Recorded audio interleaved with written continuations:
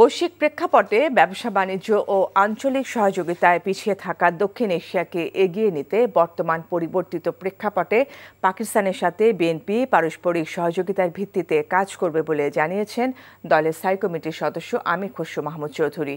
সকালে বিএনপি চেয়ারপারসনের গুলশান কার্যালয়ে মহাসচিব মির্জা ফখরুল ইসলাম আলমগীর সহ কেন্দ্রীয় নেতাদের সাথে পাকিস্তানের হাইকমিশনার সৈয়দ আহমেদ মারুফের বৈঠক শেষে সংবাদ সম্মেলনে তিনি এসব কথা বলেন।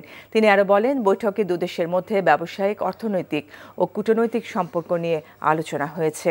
আঞ্চলিক ব্যবসা বাণিজ্য সহ সব ধরনের সম্পর্কের ক্ষেত্রে আগে সরকারের সব দেশের সাথে লেভেল প্লেইং ফিল্ড ছিল না জানিয়ে আমির খসরু মাহমুদ চৌধুরী বলেন, এখন থেকে পারস্পরিক সহযোগিতার ভিত্তিতে কার্যক্রম পরিচালনা করা হবে।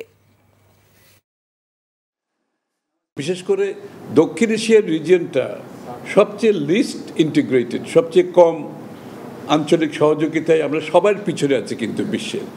আমরা সেটাকে কিভাবে এগিয়ে নিয়ে যাব? পৃষ্ঠপোষকতার একটা ব্যবসা বাণিজ্য ছিল, পৃষ্ঠপোষকতার অর্থনীতি ছিল, যার কারণে কিছু লোক লাভবান হয়েছে, লেভেল প্লেইং ফিল্ড ছিল না।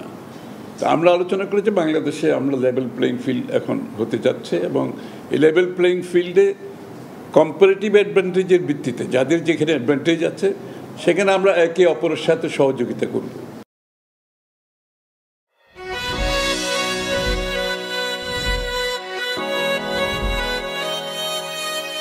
এই শুনছো, উঠো না।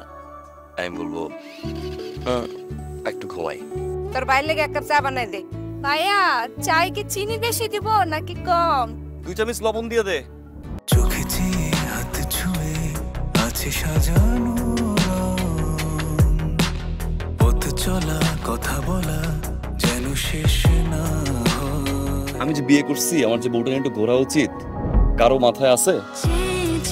থাকি পথে আসলে তুমি বুঝি রাঙা রথে বিভোর হয়ে থাকি প্রতিটি ক্ষণ।